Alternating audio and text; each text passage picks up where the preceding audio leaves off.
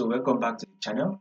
To those of you that are yet to subscribe, if you have not done that yet, make sure you do want to click on the subscribe button, like and share. So in our previous analysis on GBPUSD, I told you guys clearly that GBPUSD will give us a bullish move, right?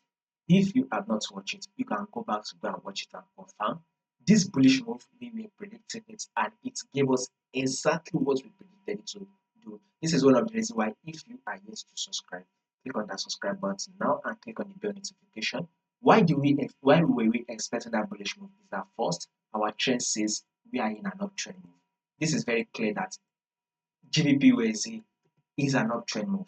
Now, if you take a look at this, here this is your high and your higher low. This is also your higher high and then your higher low.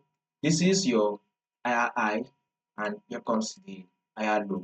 This is the higher high and here comes the higher low. So what market has done now, market has now given us another bullish move, which is an higher high. So you can clearly see that this bullish move is exactly what we predicted it to do, and it did exactly what we predicted it to do. So now we would continue that movement to the upside because it has just taken out this previous high, thereby a new high has been formed.